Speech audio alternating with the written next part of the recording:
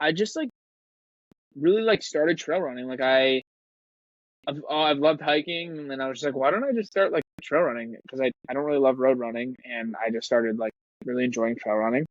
So through the summer, I was doing like 10 miles, like 15 miles a week, and like 20 miles. And I was just like picking up my miles. And then towards the end of the summer, I was like, I think I can do an ultra. And so I started looking at races, and I picked one. And it was, I think probably in like August or September that I signed up. I signed up for a 30-hour race, which I wasn't planning on doing 30 hours, but I signed up for a 30-hour race in February. I wanted to do somewhere in between 30 to 40 miles. Okay. Yeah. And the week before, so we actually went out to Colorado. So we were snowboarding, and it was one of my it was my taper week, my last taper week. So I was like, just run a couple miles, like go snowboard, like I'll be good. And I got COVID again, and like crushed me. Like it was way worse than the first time. Like it was bad. And so all the way, so now I come home. It's Tuesday, and the race is on Saturday. And every day I was like, I'm gonna do it.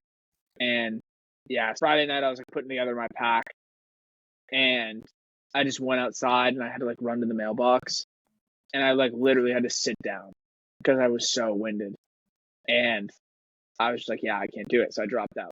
That was hard. That sucked, because then I had to like understand and realize that if I wanted to do another race, I was going to have to train again, because I need to take time off. I need to like recover, and then I was going to have to retrain. So I actually, a couple weeks later, like tried to run my own ultra, like around my neighborhood in all these trails, and failed miserably because I had no gas, like just crushed my lungs. This is your host, Brendan, and you're listening to the Ordinary to Ultra podcast. This podcast is all about helping you run your first ultramarathon and beyond. Tune in to hear new and experienced ultra runners share how they got into running in the first place, what inspired them to run an ultra, training and race day tips, and the gripping story of their first ultramarathon. Prepare yourself to be inspired as you hear stories of grit, sometimes failure, but ultimately triumph when our guests finally cross the finish line.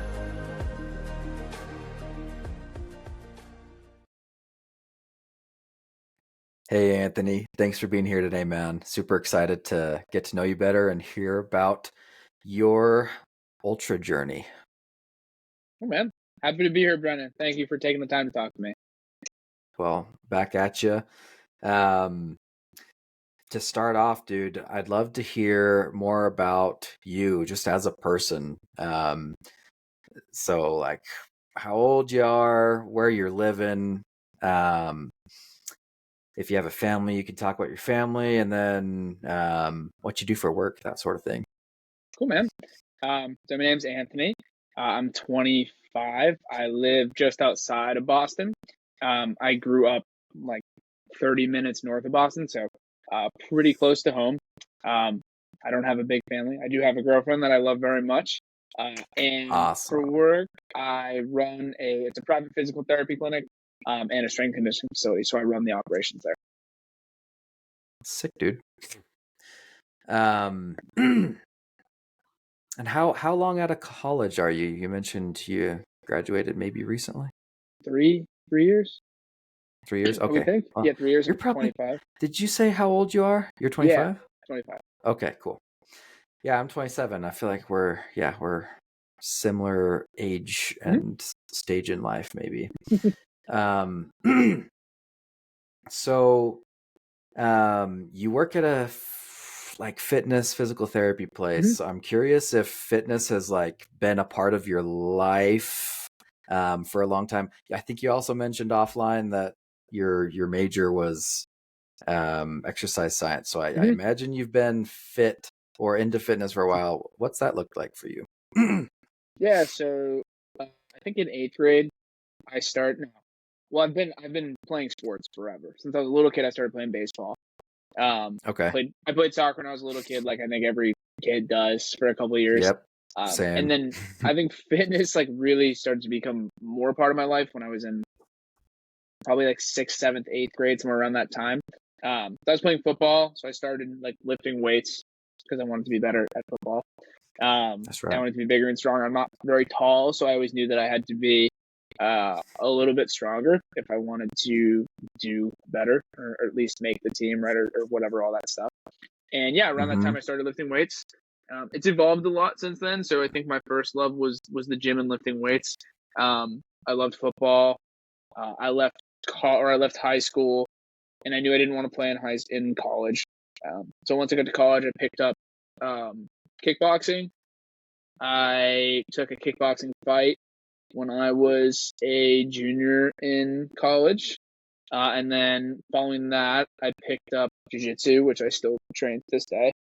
I love Jiu-Jitsu. I actually just got back from Jiu-Jitsu, so that's a big Sick. part of my life. And then, yeah, I picked up running, or I started running.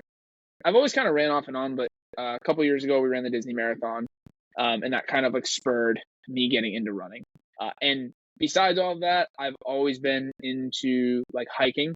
And just over the last like really 3 or 4 years, I've gotten a little bit more like extreme, not like super extreme, but like things have like gradually like built up to where we've done a lot of cool stuff, a lot of cool hikes and treks in different parts of the world, and that really kind of led me into ultra running. Okay. Sick intro. First I need to ask you what the Disney Marathon is. Where is that? In Disney World. Yeah.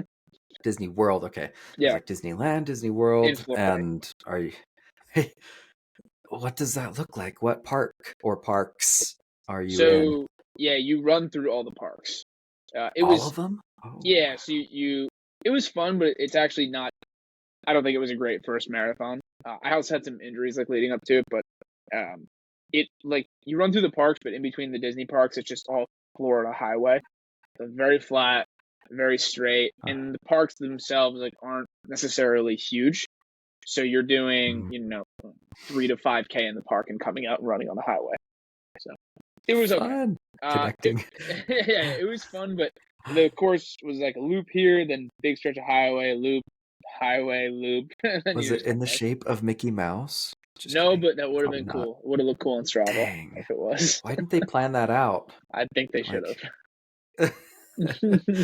Dang. Were there like fanatics dressed as like Mickey Mouse running in like everywhere? Probably.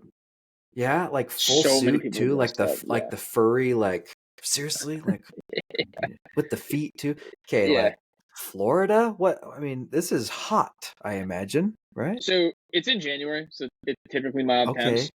We had a pretty cool morning, so it was like in the 50s when we woke up, but near the end of the day, it was like high 70s, 80 degrees. Okay. It got hot. That is bearable, but still hot. Yeah.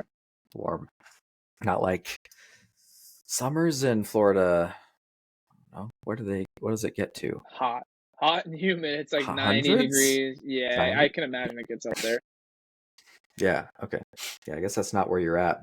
Typically, you just went down for that event. Yeah. Yeah. Okay, and then when was that? A year or 2 years ago? January of 23, I believe. Yeah, Okay, January of 23, because not this January, but the previous January. Yeah, that's when that happened. And what made you want to do a marathon? So one of my best friends, Jake, is like a very talented runner. Like he's very fast. He's very good. He runs a lot more than I do, and he loves it a lot more than I do. But he had approached me and our other friend, and just had asked if we wanted to do it, and we both just said yes. So it was no more complicated than that. There was no like big, I'd always wanted to do one. He just asked, and we said yes, and then we spent the money on it. That's how we committed. That's sick. I need to be like that more and be like, hey, you want to do this with me? I am getting a buddy of mine to like start to commit to stuff. I got him to do a half marathon with me, so I'm like slowly roping him in. It's what we runners do. Yeah. Okay, well that's really cool. And had you done any like half marathons or like smaller runs before that? You just jumped into it. Yeah, sometime in high school I had ran 13, like I ran a half marathon by myself. I was always in decent shape, so like I could kind of just pick up and do it. It wasn't like easy, but I could. which I think Yeah. most people, if they want to, they can. You might be slow, but yeah. So no real training ever. I just kind of just jumped into training. That So you around did, the summer of 22. yeah. Okay. You started training in the summer of 22 for that marathon. So you did train for that one. Yeah, I trained for the marathon. I just I think around the summer, I just started running. And then probably 3-4 months out is when I actually was on a plan, following something.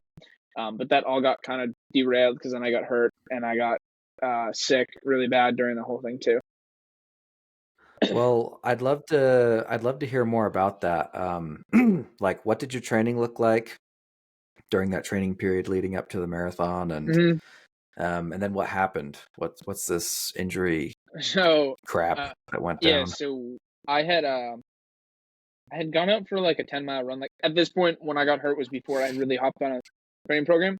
I'd gone out for a 10-mile run, came back, felt great, and then the next day I just had this weird pain in the side of my knee, and it wasn't really painful per se. It was just it would affect my gait, and it was clearly a problem that I couldn't push through, and it wouldn't go away. And it took probably 3-4 weeks, and I remember I was getting close to being, I think I was around 12 weeks out of the race, and it was still a problem. And I had texted my friends, and I said, I was just I don't know if I'm going to be able to do this. I haven't really been able to train. I've been hurt. I don't know what I'm doing. And then that week it got better, and then I got sick. So I got COVID that crushed me, and I was sick for another week or two, and it gave me pain again, brought my pain back. And then so I really I had hopped on a training plan 12 to 16 weeks out, somewhere in that period of time, but it all got derailed. So then when I was 8 weeks out is when I started actually training. So I had no previous training ever, and I was I just needed to I gotta just go. I gotta see what I can do. At that point, I was I'm gonna either get hurt and not be able to do this, or I'm just gonna be able to do it. So I just need to see what happens. And I got through it. So let's go, dude. Make it happen. So, what did that 8 weeks look like? A lot of people will taper in the month before, but you're probably I need to go hard all the way up to the end to get the training in. What kind of miles were you putting in every week? That sort of thing. It wasn't anything big. I think I started with a 15-mile week, and I tried to keep under 20% jumps because I know it's a lot. And I just accumulated straight up into the race. So I went 15, 17, 20, and I got up to a 30-mile week. So nothing crazy, but just tolerating miles. And then I tapered. So I just did essentially a 2-week taper. So I dropped to 15 miles, and then the next week was the race. And same thing happened during my ultra, which we can talk about when we get there, but my taper felt awful, terrible. It felt awful? What do you mean? So same thing happened with my ultra, and I did actually a lot of research. I found a lot of people with similar experiences on Reddit. Just terrible, super, super tired, super fatigued, demotivated, almost depressed. And yeah, really, really weird. And my legs were just so tired. My quads were just really fatigued. And yeah, it's weird. Same thing happened to me again though. And I think it might be something about me, but I know a lot of people have kind of similar experiences, but it messes with your head when you're supposed to be feeling good and you don't feel good. Yeah. And you think that's because you're not getting the runner's high because you're not running anymore, or what do you think influences those feelings? So from what I've read, there's a mixture of theories as to why people feel that way. A lot of people theorize that it's a lot of psychology, where you're harboring a lot of anxiety and stuff about this race, and which I was, and your body just kind of goes into recovery mode and doesn't want to come out of it. The other thing is you're training really hard for an extended period of time, and then you come off of that and you're tapering, and your body is now just recovering, which is not easy, and you're feeling everything that you might not have felt. And those were pretty much the two big things that I found, but a lot of it was definitely psychological. But my legs, I felt like I couldn't move. Like it was not move, but I couldn't produce Physically? power. Yeah, like when I would, Interesting. so I do a lot of like plyos in my lifts, and when I would go to do plyos, I just couldn't like produce force. I couldn't jump. Like I could, but it was like I felt like 10% as powerful as I normally would. Okay, plyos is short for plyometrics, I think, and I don't recall what type of movements that includes. Just jumping, or like exercises that include jumping. Yeah, anything that includes any sort of like jumping or like propelling your body through space. Okay, so you're sorry. Yeah, your power is low for some reason during this taper. That is weird. Don't know why. Think, yeah, my body's like, recovering. It'll probably be extra powerful, but boo. Okay. And then high level, like, how did the marathon end up feeling when it happened? So we spent the 2 days prior walking around Disney, which was horrendous. So I had like 10 to 15 miles of walking for each 2 days prior. And then the bus comes to pick you up at 2:30, and I didn't sleep. I maybe slept like an hour. Yep. Oh God. So and eating Disney food, just worst possible circumstances. So we get to the start line, and I felt terrible. I felt horrendous, and first couple miles, like my heart rate was just out of control. I wore a chest strap too. Heart rate was out of control. Like I didn't sleep, so it makes sense. I was running 1 to 2 minutes slower than my slowest training runs, and it was messing with me psychologically a lot. And I just kind of like settled in, and I was like, okay, like this is what it is. Like I'm moving. Like let's just keep moving and see what happens. And there was a point in time from mile 2 to like mile 18 that I just like lost. Like I just was like gone. Like I wasn't. It was weird. So like at mile 2, I just kind of zoned out, and like not like a runner's high, but I just like was like super like flow state type of thing. Yep. And I just crushed like all those miles in the middle, and then I met a woman. Her name was Sarah. That was really cool, and we just talked for the rest of the race.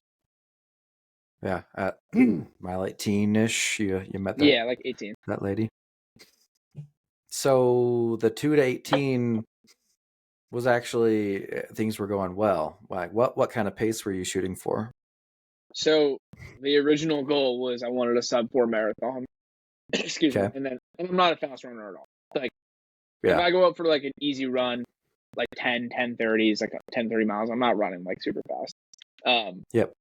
And so I was like, sub 9, and then like I got cut down in training with injuries and then all that stuff, and I was like, I just want to finish. Like I just want to like finish this race. I don't want to walk any of it. I just want to run this race. And so I started, man, and I was like putting out like 12-minute miles, like 12:30s, and I was like, I had never done that before, and it messed with me a lot. And I was like really upset. And then when I settled in around like mile 2, I was just like, this is what it is. Like I need to just stop. Like I just need to go. And I ended up like I negative split the whole race. So every mile I got faster. Better. Yeah. Wow. Thanks. So what were you ending at with your pace? Like right around 10-minute miles. 10 minute? Yeah. Nice, dude. So what'd you end with? I had just sub 5. So I think my average pace was like 11:10 or like 11:12 or something like that. I was like 4:50 something, which like everything considered, I was just happy. I was like, I finished, man. Like I didn't stop running the whole time, so I was pretty pumped. Yeah, that's a huge thing. Keeping that, just running the whole time and not taking the walk breaks that's a huge feat, I'd say as well. So good for you, man. And with all the freaking wrenches that were thrown into your training, how'd you feel when you crossed the finish line?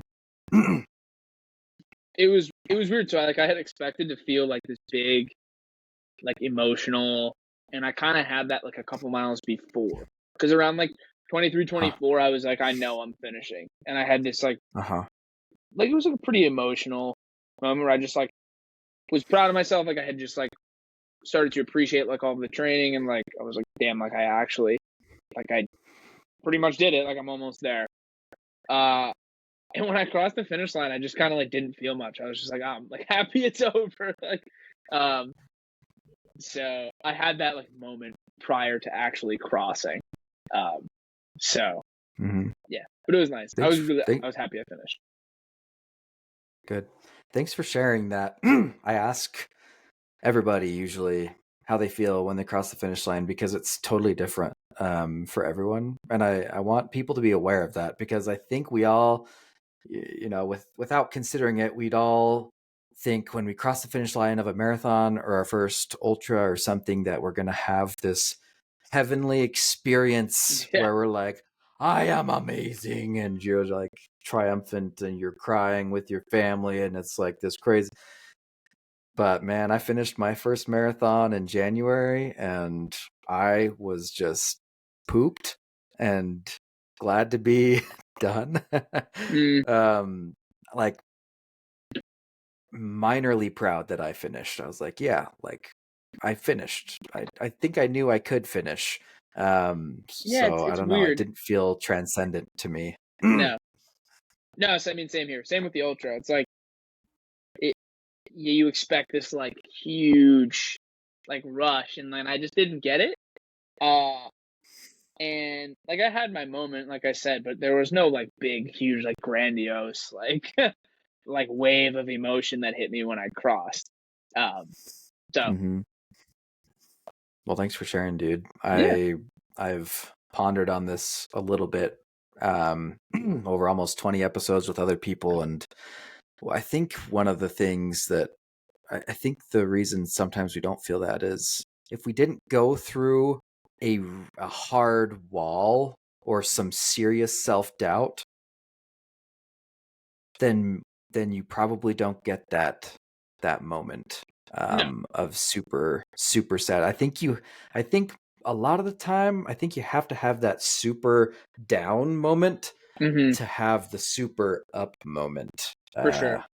If that makes sense. Like from the stories that I've heard of other people who do have those moments, it's, man, I didn't even think I was going to finish. And then I finished with 15 minutes left on the clock. And it was like amazing that I finished the ultra, Anyway, interesting stuff. So you finished your marathon. And that was in January of 23. And then we have this gap between then and when you run your first ultra marathon, which is like more than a year later. Did you do any running or training in that time, or did you kind of take a break and then decide like when did you sign up for the ultra? And I don't know, what were you doing in that between time? From January of 23 to like mid of 23, like August or so, I didn't run at all. I was training jiu-jitsu. We had planned a couple big trips. Like we had a huge hiking trip in the summer of 23. Just focused on that and just hiking. Like there's an area near where we live called the White Mountains in New Hampshire. Okay. We hike a lot up there. And yeah, didn't do too much. And in the summer, I started toying with the idea of it. Okay. I'd love to take a break before we talk about what got you into the ultra. What was this hiking thing in the White Mountains in June? How long was it? What kind of trip? Like with some buddies or I don't know. Yeah. What was that? So we hike a lot in the White Mountains, but our trip, my girlfriend and I, we went to Peru this summer or last summer in the like central Peru. It's called the Cordillera Blanca is the big mountain range in the Andes. So if like it's going to be mirrored, I think, but like if Peru is here, like Cusco, this is Machu Picchu, Juarez, and like the Cordillera Blanca is up here. So did you go to Huaraz? Yeah. Huaraz? Did you go to Lake 69 by chance? I did go there. Yeah. Dude. Yeah. Okay, connection. I did an internship in Peru and we went to Huaraz and did Lake 69 and nice. that glacier that's up there. What's that called? There's a glacier by there too. Really short hike. Maybe you didn't do it, but I'm not anyway, sure. that's super cool, man. Let's Do go. you Love do you that know area. the Wawash trek? That's familiar. Is that what you did? Yeah, so there's two big treks up there. To my knowledge, there's like the Santa Cruz, and then there's the Wawash, and the Wawash is like the more difficult of the two. So that's what we Okay. did. And I've never Yeah. slept in a tent before this. I've always been outside, but never backpacked or anything. And we went straight What? we went straight into like high altitude backpacking. And Holy moly. it was crazy. It was just incredible. It was, I don't think I'll ever do anything as like awe-inspiring as that was. Obviously, I mean, you're up there, like the mountains are massive, like it's very big. But yeah, I Yeah, mean, we were, they were crazy. Like yeah, the Utah mountains are like dumb compared to like the Andes are also the just beautiful, Andes. like they're Yeah. stunning. Yeah, But they are. the the Wawash is so I mean, you went up to Juarez, so you know that it's like a big bus ride up there, and then from the city, it's about a 5-hour car ride, all on dirt roads to the start of the trek. And it's all almost entirely above 4,000 meters. So we got up to almost 18,000 feet. It was wild. We did it in 7 days. So you like circumnavigate the mountain range and come back. How long is it? Miles? I think we did about 70. It was about like 10 miles a day. But there's other routes With you like can do. a, You can do like, I was gonna say with a big pack. yeah. So we had a guide. I don't think we would have been able to do it without the guide. I know people that have done it solo, but it's insane. And there's a lot of like unmarked areas and some pretty sketchy stuff. We did some really sketchy stuff that I don't know if I'd ever do again. But yes, we had a guide, and you have porters. So you have donkeys essentially. You don't have like actual human porters. You have donkeys. So you break down camp at the beginning of the day. You put the packs on them, and they go. But we still had probably each had like a 40-pound pack. Um, sleeping at 15,000 feet, like crazy stuff. Dude, that is such a cool thing to do. I respect it. I wish I could have done something like that when I was there. Probably could have. I just didn't have the imagination. While I was there, I was like, let's just do some short hikes. And then we did 2 weeks traveling like the rest of Peru. It's like Machu Picchu to the Rainbow Mountain. Yeah. Yeah, which is also like way altitude. It's like, I think it's about base camp, if I remember correctly. So yeah, the altitude. Did you take some coca leaves while you were up there? So That we was good stuff, actually, man. yeah, we got, I got, I don't know if you're familiar with Diamox. It's a glaucoma drug, but a lot of climbers and people that go high fast take it. Yeah, So we took Diamox, which was good and got it. bad. But we both got incredibly sick. Like Mm-hmm. fearing for my life sick. It was like, yeah, it was bad. So the first day we had to leave a little early. So there's protests in Lima, and the police come up, they block the highways and stuff. So we had to leave a day early, and we already only had 2 days to acclimatize. And like, You get to Huaraz and your head already hurts. So we went from Boston to Lake 69 in 24 hours. So that's not good, that was our man. acclimatization, right? And so we Holy left. moly. First day we both got super sick. I got it worse. My girlfriend's a fucking trooper, and she just powered through. Like, she just was way less sick than me, and she crushed it. But I was really, really down in the dumps, and got super sick. And first time in my life with anything that I've done, like endurance wise, that I was ever like fearful for my life, because we were so far from help. And I've never felt that in my life, how bad that felt. It was really, really bad. It was really scary. Every step was hard. Every breath was hard. And we talked to our guide about bailing, and I couldn't eat. Like, you can't eat, you can't drink. Like, it's just terrible. And I was super scared. And we talked to our guide about bailing, and he was like, well, we can hike out. It's like a 14-hour walk to the nearest village. Hike, not a walk. You're hiking through the Andes. And then you're like a couple days from a car to come get you, to help you. And it's just like, what do we do? So we just went to camp that night. He was like, we can just keep going to camp or we can start to figure it out. And I was like, let's just go to camp. We went to camp, slept, woke up, felt a little better, and then just like rinse and repeat until the end. And we got through it. Man, dude, that's terrifying. Yeah, wow. Hardest thing I ever did. Yeah, if you had just had like 3 days to acclimatize, that would have been a whole nother experience, probably. Oh yeah, big time. I would never do man. it that fast again. I would spend like a week in the city and then go. Yeah, we went Pastoruri. That's what it's called, Pastoruri. We went from Lima, which is sea level, to Huaraz. We just chilled in Huaraz for a day, and then we went up to Lake Pastoruri, or not lake, but glacier Pastoruri, and it was near 5,000 meters as well, which what is 5,000 meters? Hi, man. To feet. I'm just gonna Google it really quick. 16,000 feet. Yeah. So, and that, yeah, at those altitudes, I just remember everyone saying like, this is just about Mount Everest base camp, and that blew my mind. I was like, holy frick, we're freaking high. And it just hurts. I took coca leaves all the time because I didn't have any meds for altitude, so we just took coca candy or coca leaves, which is the base of cocaine for those of you who wanted to know or that didn't. But it's not it's not like pure, like it's like concentrated enough to be cocaine. Yeah, exactly. So it's just helpful at that level of concentration. It's like a cup of coffee. Yeah.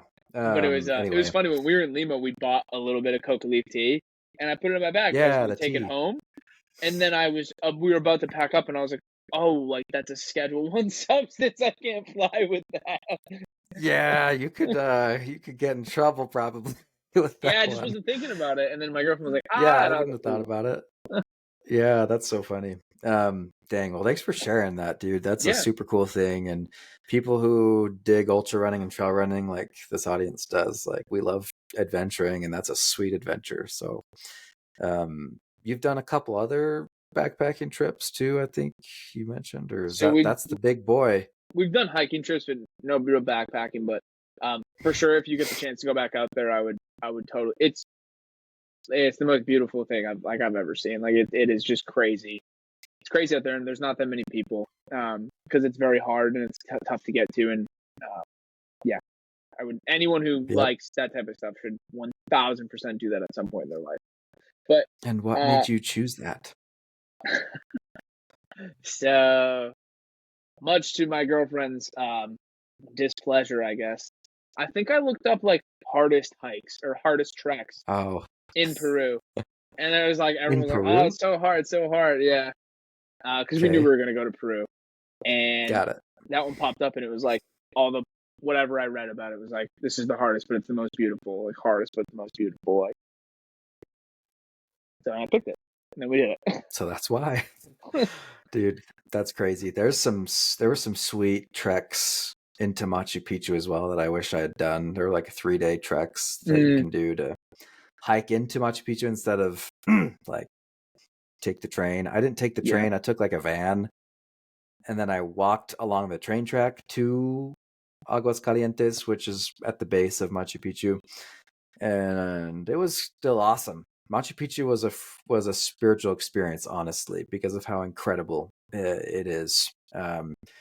Jungle mountains and this ancient civilization. It was just crazy. But I wish I had done like some sort of trek into it to make it like a hiking experience. We had I had one really big moment on that trek where called the San Antonio Pass. It's a big high pass, super steep to get up, and it opens up to probably my favorite view of the entire trek. Just huge, big, just grand view of these mountains and glaciers and lakes. And that was like the most. I got like super emotional. I've never been that emotional like with like a physical thing. And I just like started crying. Like it was crazy. That was Anthony lost it. 4-ish, so I had like come Anthony's out of. like, I'm alive, and this is beautiful. Yeah, Yay! that was cool. Yeah,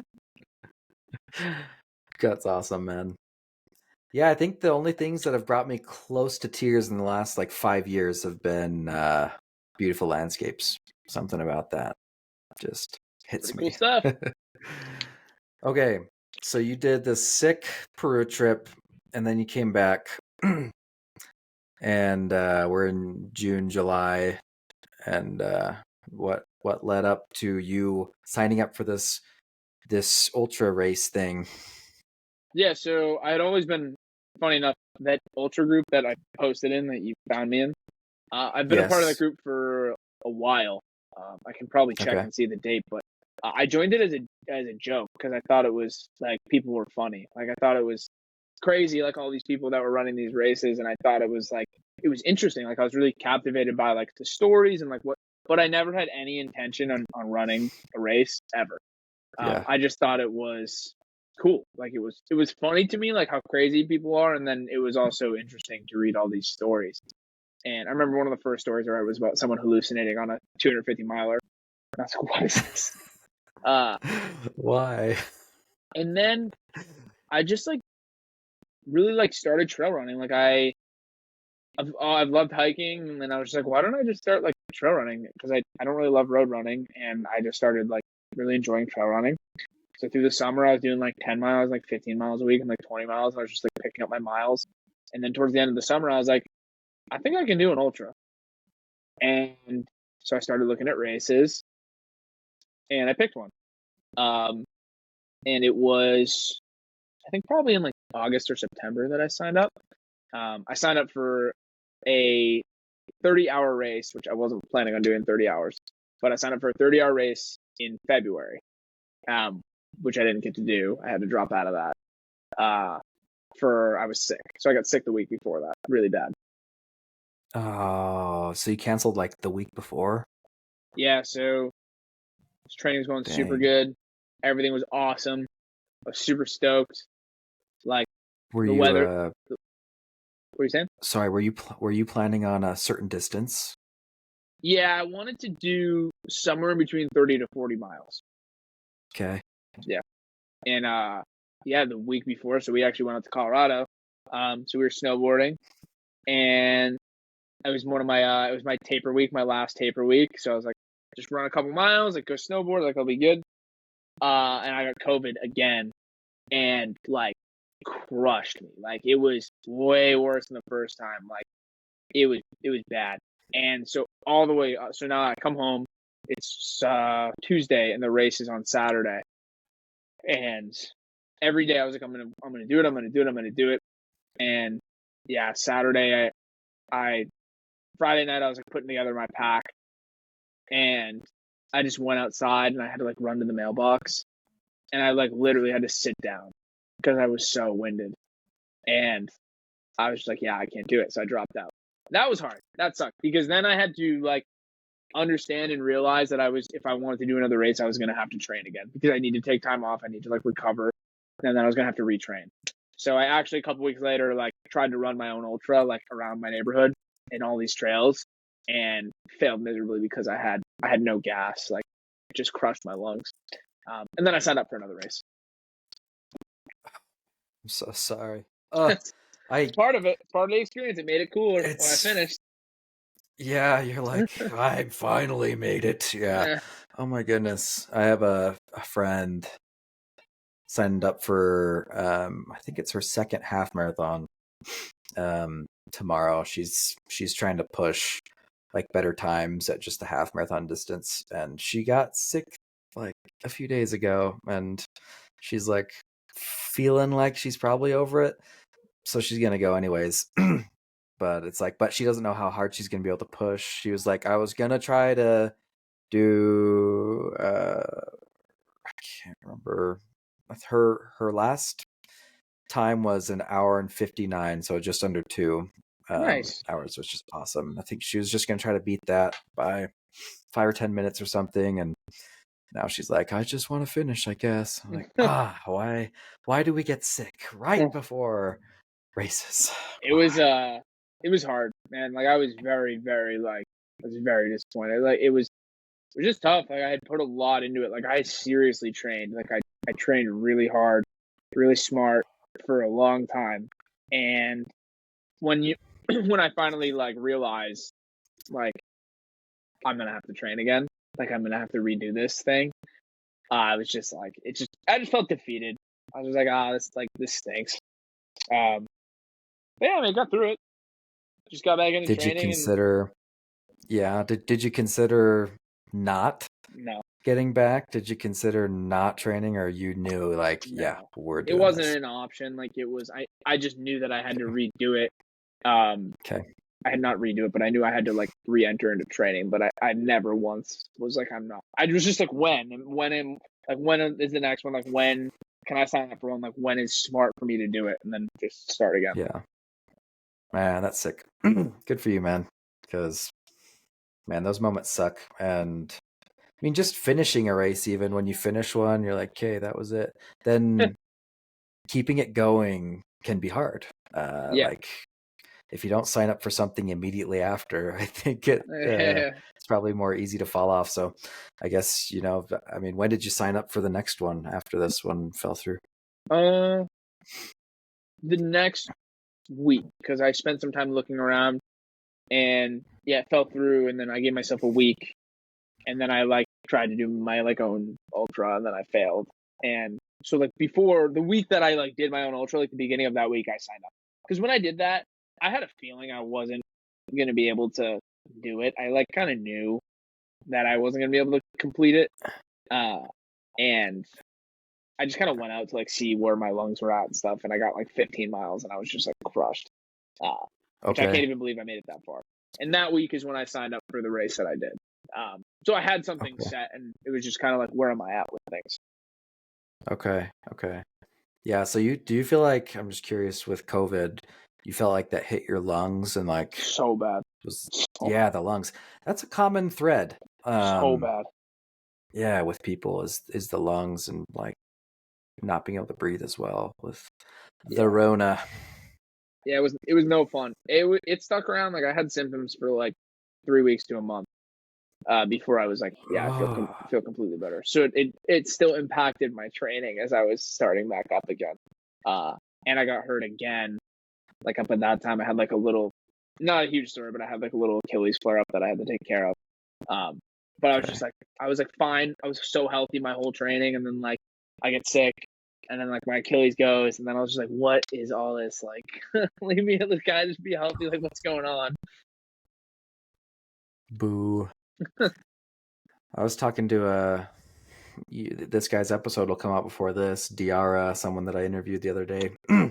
He was playing basketball and he just landed a little wrong, and his Achilles just like gave out. He was going up for a rebound, came down, landed on it, and apparently it wasn't even like a tweak. It wasn't like, it was just a normal, and then it just gave out.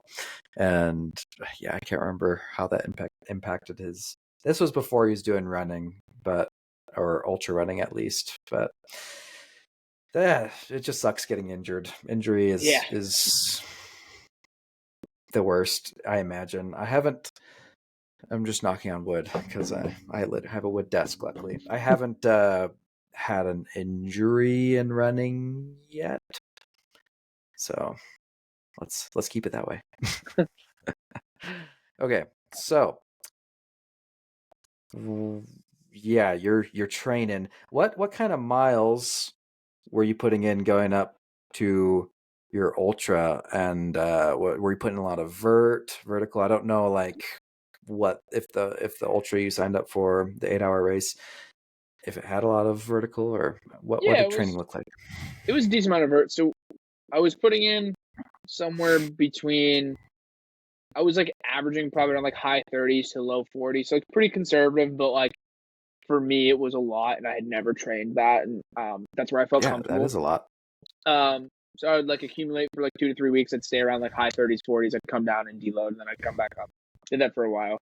And yeah, during the week I would just road run. So the area I live is decently hilly, so I'd find hills and go do them, but nothing crazy during the week. And my weekends I would get on trail and run, and I'd always try to, I'd try to shoot for like 100 feet a mile. So like 20 miles would be 2,000 feet of gain. So not crazy vert, but there's a trail near my house. It's 6 miles with like 1,400 feet of vert. So I train on that. It's like decently hilly. That's a lot. Yeah, and the trails around here are like super like they're very technical. It's like very rocky, rooty. Like using your hands a lot. Like it's not like a nice room trail. So train on a lot of that. Is that in the White Mountains that you mentioned, or the Appalachians, or Nope. So just the hills? Yeah, in Boston, there's a few like pretty big reservations. With a lot of trails. Okay. So the one that I run in is called the Middlesex Fells. It's a big area, ton of trails. That's familiar. Pretty technical stuff. A lot of the guys and girls that run ultras around here like train in the fells because it can be really tough. Do you know Chase the Summit? No. No, there's a guy, I think he lives there, and I think that was his first ultra was in the, how do you say that? The Middlesex Fells. The Fells. Middlesex Fells. It is what it is. Okay. Cool. I think that's where he was running. Chase the Summit's a YouTube channel. He does ultra running and watch like Garmin reviews. I think I saw you have a Do you have a Garmin that looked Garmin-y? Yeah. Yep. Yeah. Yeah. Did he run an ultra in the fells? I think he might do it like every year. I know the race. You have to look him up. Yeah. You have to look him up. Chase the Summit is his YouTube channel. Anyway, super cool guy, and his reviews are awesome. But cool. So that's what you're training on. And then do you have mountains close? Are the Appalachians even close, or am I like way off? So the Whites are like the mountainous area near me. It's like I'm actually going up that way tomorrow, but depending on where you're going in the Whites, it's like an hour and a half to 2 hours to be like really, really mountainous, like where you can pull like serious vert. And yeah, I don't train up there, but I do go up there a lot, especially in the summer. Yeah, for funsies. Yeah, for funsies. Okay. For funsies. Okay. So that's the kind of miles you're putting in, 30, 40, getting up to the race. And I think maybe we talked about what the race looked like offline, but what is this ultramarathon? Yeah, so the one that I ended up re-signing up for, or not re-signing up for, but the second one that I signed up for was an 8-hour race, a 5-mile loop, which I was not happy about. 5-mile loop as many times you can within 8 hours, and there was like a cutoff for your last loop. Nothing crazy.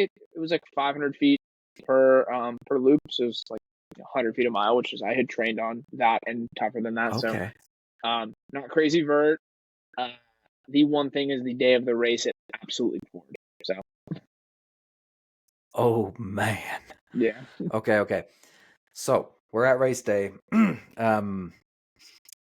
Tell me how it was from the moment you woke up. How were you feeling in the morning?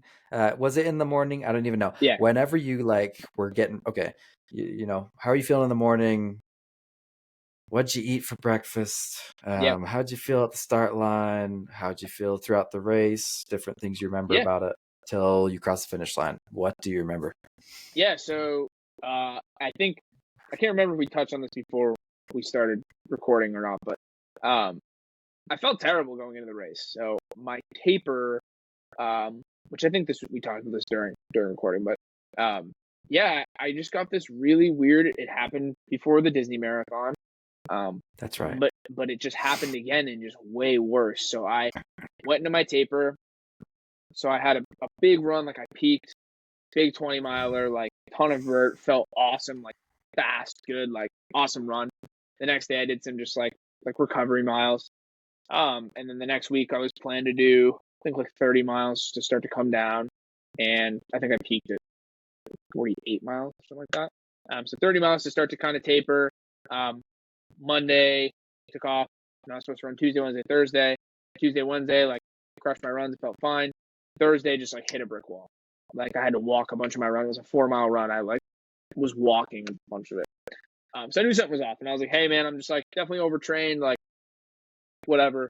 And to make that long part of that story short, like it just continued into the race. Like I just never really felt recovered. And so I wasn't sure what was going on. Read a lot of stories of people that had similar experiences and people that said I was like overtrained and then I was going to hurt myself, and people just being negative, which I was like, I'm not listening to that. So I just like put faith in the process, and I was like, man, I'm just going to wake up. I'm going to get there. I'm going to be fine. And I kind of believed it, but I kind of didn't. And so I was feeling better, and I get there. So I wake up. It's like super gloomy, like gross East Coast weather, pouring rain, humid and cold. So I was like, all right. So my kit was all packed and everything, and I had 2 bagels for breakfast. Stopped at Starbucks on the way. I got a coffee. And then I got there and I was just chilling. It was like 150 people. They had a 5K, a 5 mile in the 8 hour, and there was only 40 people running the 8 hour. And I started to like get a little jittery. I slugged like 2 apple ciders, so just getting food in me. Went to the bathroom and started. So it was raining at that point already, and the race director was like, "Hey, it's like it should be like a little lighter than this, and then it'll slow down. It should stop within the hour." So they sound the horn. They sound the horn, and we go. And there's a ton of energy, and so we take off. If at any point you want me to stop and like touch on anything, just let me know too. But I'm just gonna ramble through. I the have whole a question. Yeah, Thanks go. for saying that. What kind of gear are you wearing? Do you have like a rain jacket? Do you have Yeah. like Gore-Tex shoes, or are they like normal shoes and they just get soaked, or what? So the shoes were an interesting thing because I train in ultra Lone Peaks, if you know them. So I always run trail. I know of them. Yeah, I always run trail in zero drop shoes, which I've had good success with, but I had some concerns about them for this long of a distance. So I brought Hoka speed goats that I had never run in before with me, just in case, which I ended up switching into them. But, and so yeah, I just had like shorts. My legs were cold, but I'm not wearing pants. It wasn't cold enough for that. Shorts, I had just like a long sleeve, I think like a Lululemon shirt. And then I had a rain jacket on, just like a Patagonia rain jacket. I have a Solomon, I think it's like a Trailblazer vest. With just some stuff. And I think like it was only a 5 mile loop, so I didn't need a ton, but I had like wet wipes in there and just like some candy, and I had some goos that I brought with me. And was anyone there with you? Like, was your girlfriend there? She came later. Was your friends there? No, I was by myself. So you were by yourself. Okay, that's sick. That's a good thing, because a lot of people, have like someone there. They're like, here, eat your nutrition or whatever, and they're like getting on you. But no, you're like solo mission in it. So yeah. Okay. So we take off. Felt way better than the start of the Disney Marathon, by the way. I was like, okay, I feel good. Okay. Probably like I was like, I just need to get through 2 loops. I'll be at 10 miles. Then I only have 20 miles left, which I've done a bunch of times. I'll be fine. So I crushed the first 2 loops, moving good, and it's pouring, man. Like it was pouring. It was a torrential downpour, like mud pits, slick rocks, like branches, roots, super treacherous. And right around the 10th mile, my feet were bugging me, so I switched into my speed goats, which I think saved my feet. And I switched out. You had to check in and check out of every lap you did. Got some food and left. And around that mile, that time, I got just like super like depressed. Like it was very, very like ton of self-doubt. I felt awful. Like my legs, I just didn't want to move. I had so much left to go, and I just like really, really started to like doubt myself. And that was really hard. Like I'm not gonna lie, I've never ever experienced like that level of just like sad. I was just sad. It was weird. And a lot of it was self-doubt. And I thought a lot about my time in Peru and like how this is way easier than that. Like I'm not fearing for my health here. Like I'm running in the woods and I'm going to be fine. And so just talked a lot to myself. I purposely didn't listen to music until the very last loop.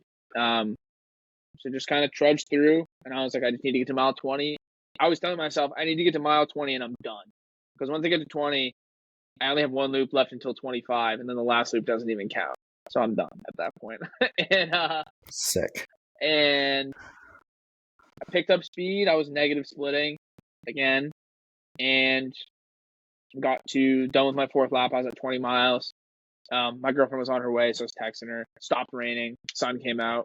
Still muddy and stuff, but so almost the entire time it rained. And fourth lap, I started to slow down a little bit. Like I was walking a little bit, but like I walked uphill the whole time anyways.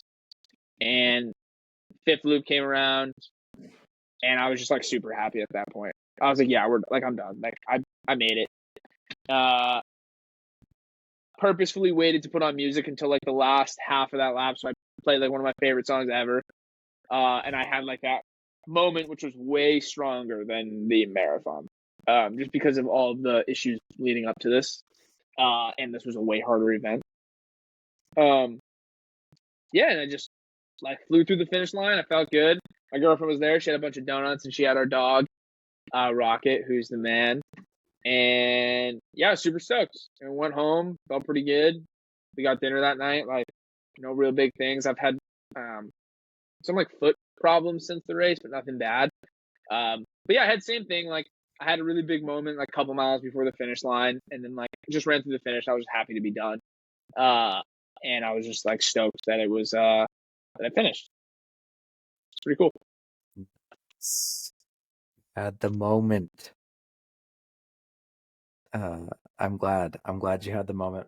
And I think I'm right, because you had the downs that time, like really hard. Yeah. And then you had the moment. So I think I landed on something. Yeah. Anyway, not to turn the spotlight over here, but man, good for you, dude. You did. And like, this is an 8-hour race. So did you finish your 50K? Like, well, that was, how many loops is 30 miles? 6? 6. Yep. So did you do like a little more to get yeah. No, or you didn't even have to. I mean, that was an ultra marathon, but did you do a little more to get the 50K? Yeah. You did. Yeah, I ran around a little That's bit. so funny. I had so much left in the tank, man. When I finished, like I did a really good job managing my energy. I did an incredible job fueling. Like, I'll pat myself on the back for that. Like, I was super on top of food. I had no GI issues, which I've had in training. So super proud of myself for that. I did chafe really bad, which was not good. But so I was trying to eat 400 calories an hour. It was like my goal. So I had gels with me. So I'd take a gel every 20 minutes, which would get me to 300. And I would stop at the aid stations, and they had like flat soda and candies and things. So there was an aid station 2.5 miles in, and then there was like the start point, which had way more stuff. So I would take some candy. I had a system, so I'd take a goo. I'd take some candy at the first aid station. When I got to the main aid station, I'd eat like solid food. So I had like a granola bar, like a sandwich or whatever. They had like donuts. I'd have a donut. So I was hitting 400 to 500 calories an hour for sure. Nice. So yeah, it was really good. Hydration. I was just drinking at every aid station. I was drinking a decent amount of water. I wasn't sweating a ton because it was kind of cold. But what'd you do for sodium? So you know what Element is, or like LMNT, the little packets. Yeah.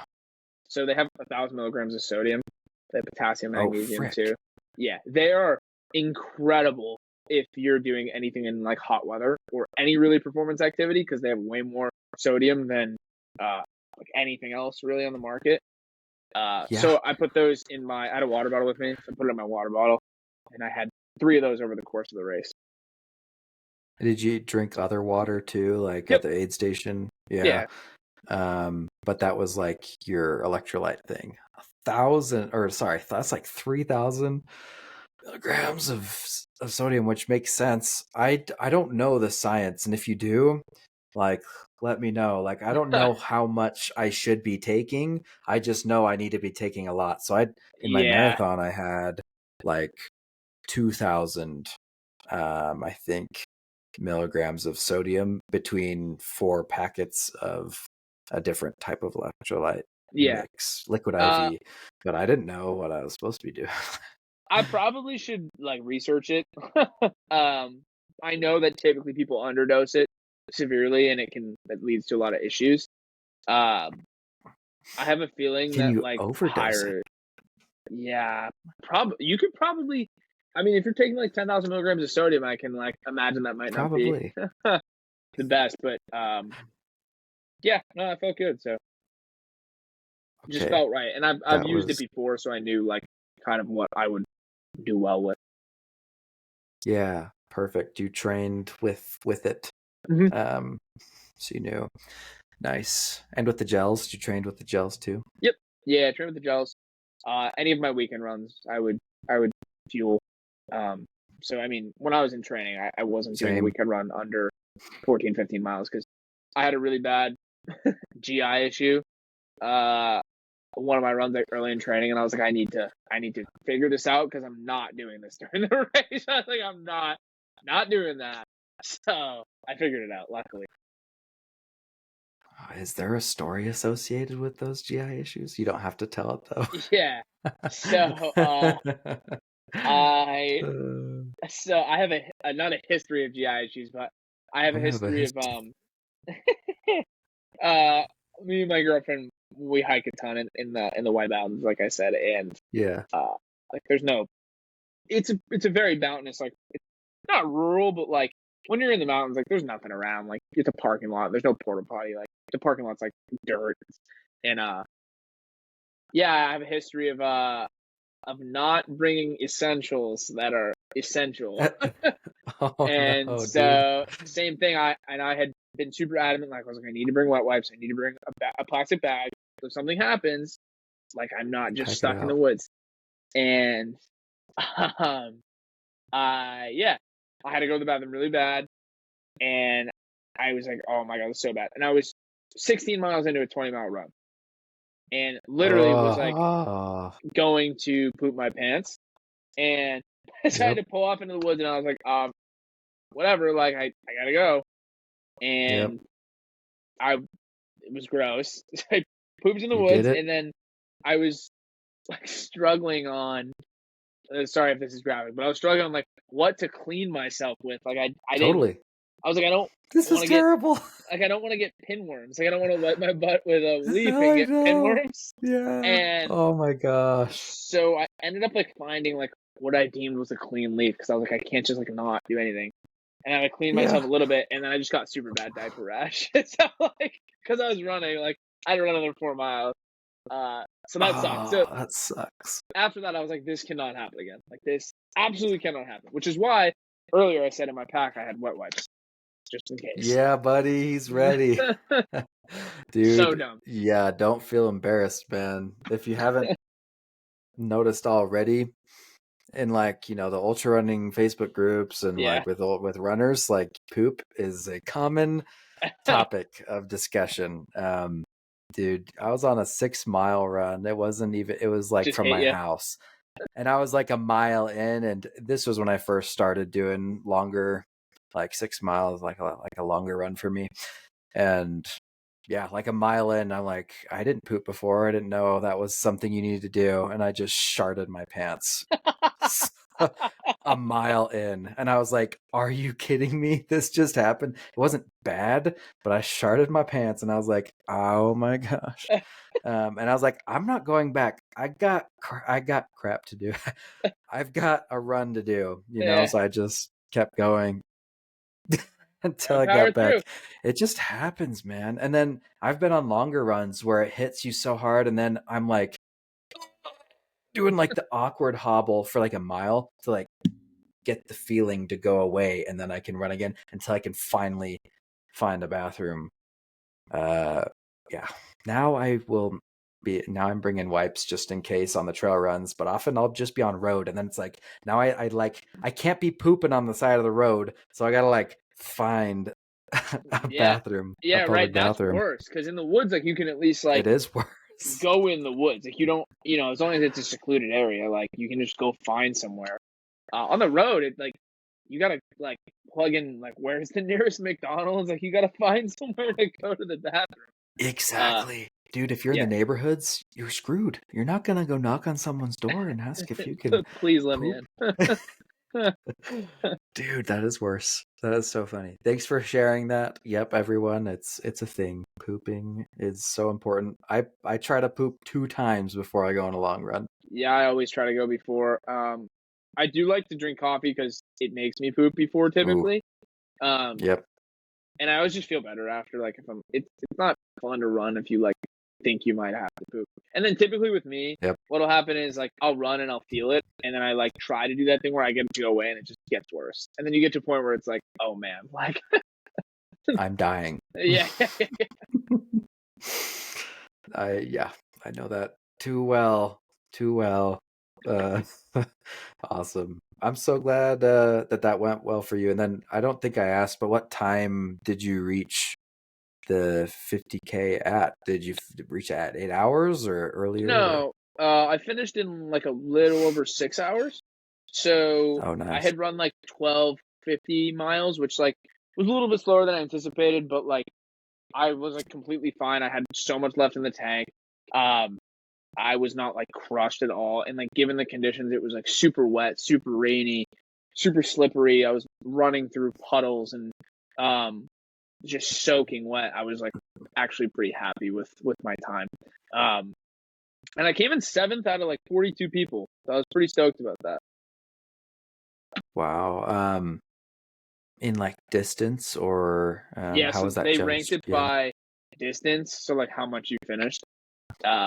Yeah. So it was like a couple people did like 40, a couple people did 45, and a couple people did 30. But even among the 30s, I was in like the people that did 30, I was in like I was pretty much at the top of the time. So I was pretty happy with that.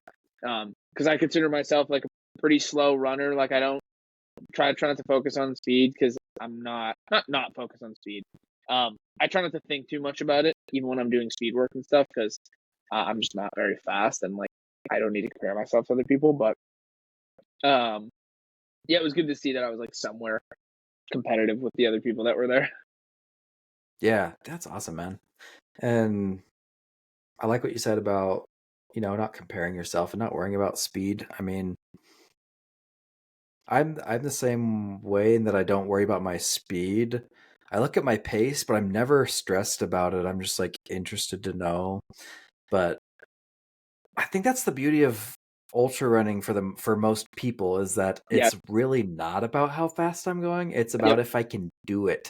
And maybe, if you've done it a few times, then you're like, maybe I can do a faster pace this time. But it's so low pressure in that way. It's just like, can I do it? And I love that. I love the not having to stress about a speed, like in the shorter, like in the marathon and in the half marathon.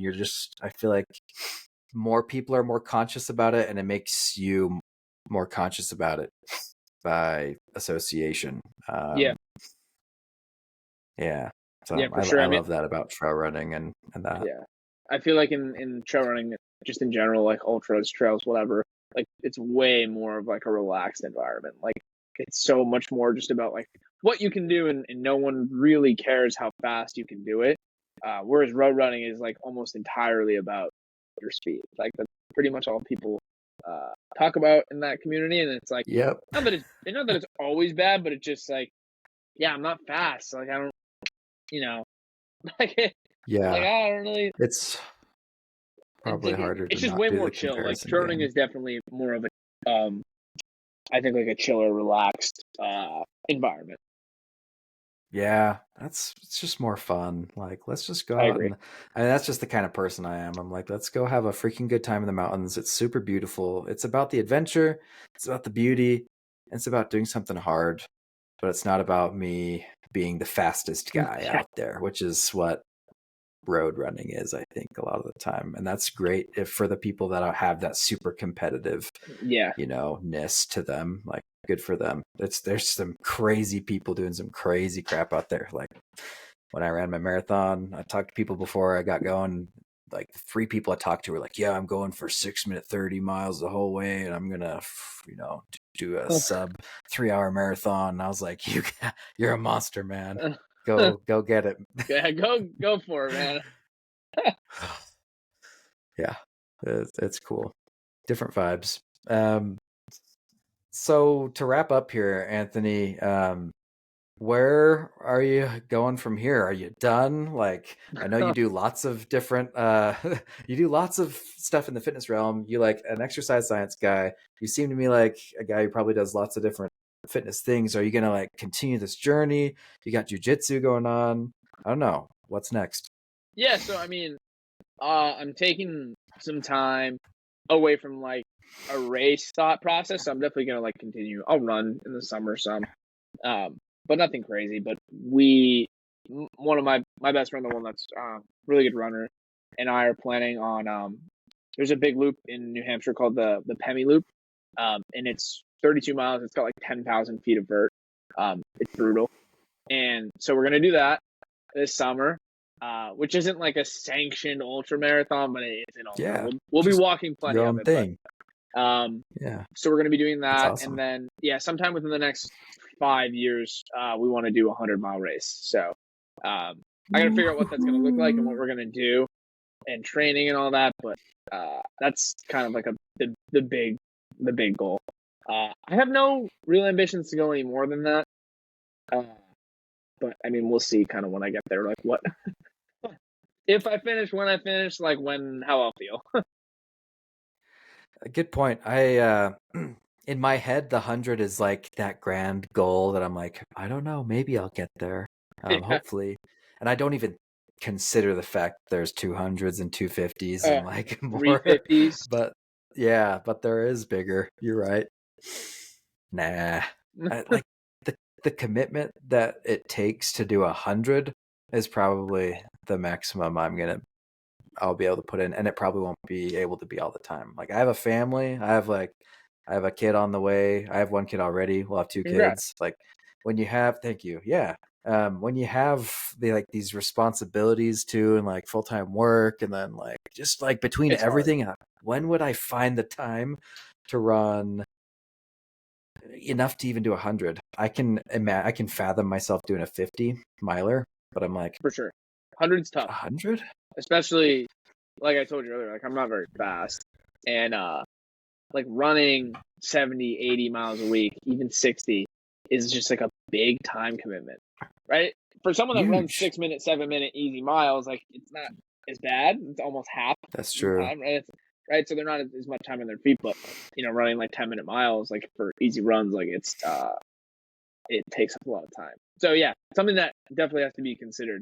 I'm the same with you. Like when I finished the 50K, I was like, yeah, I could definitely do a 50 miler. Like I could do it today if I wanted to. You could have literally. Yeah, I was super pumped. But I was also just like when I finished, I was just like, cool. Like this is what I came here to do today. Like I did it. Like let's just call it now. Save I it for feel another good. day. Yeah, but yeah, we'll see. We'll see where it goes. But I do love jiu-jitsu, so I'm excited to be training again. Yeah. Well, that's awesome, man. Props to you. Good luck on that run that's coming up for you in the White Mountains, that 50K distance. That's sick. And stay in touch. If you remember me whenever you get to your 100 miler, let's have you back on, and Sure thing, and man. you can talk about how you went, from the very beginning to the 100. That's sick. And before we end here, if you were to give the newbie, that hasn't done an ultra, maybe even hasn't done a marathon yet, they're like, I want to do that. I want to run a 50K, or I want to run a 50 miler. That just seems hard. Like, what would you tell that person? Just like build consistency, I think is the biggest thing.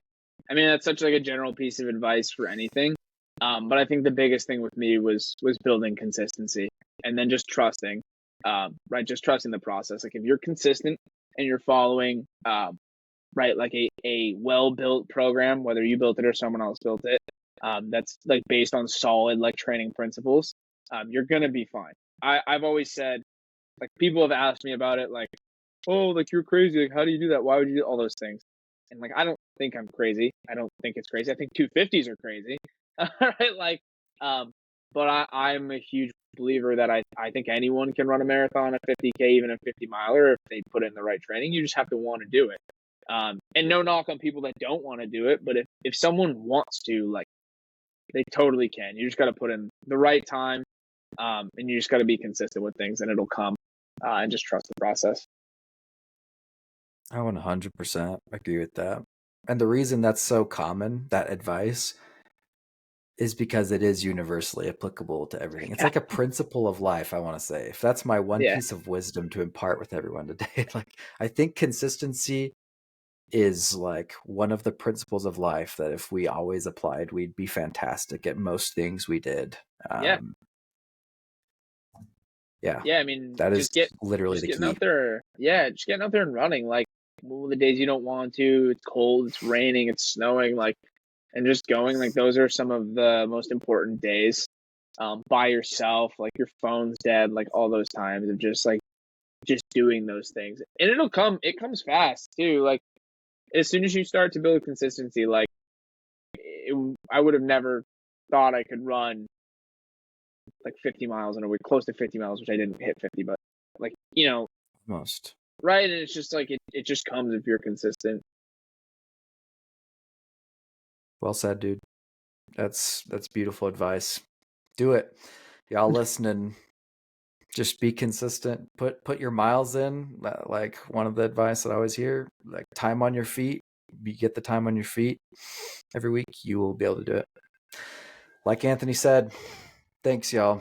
Thanks, Anthony, and thanks, y'all, for listening, I guess, too.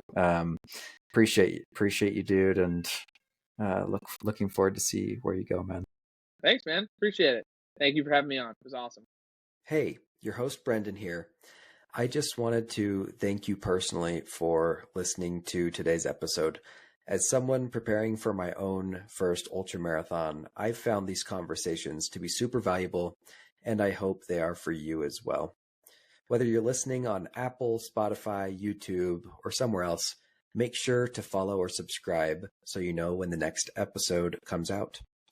Also, make sure you check out the show notes of this episode. There's a link to sign up for the Ordinary to Ultra email newsletter, to join our Facebook and Strava groups where you can meet other people striving to run their first ultra marathon, and see any links that our guests may have provided as well. Thanks again, and we'll catch you in the next episode.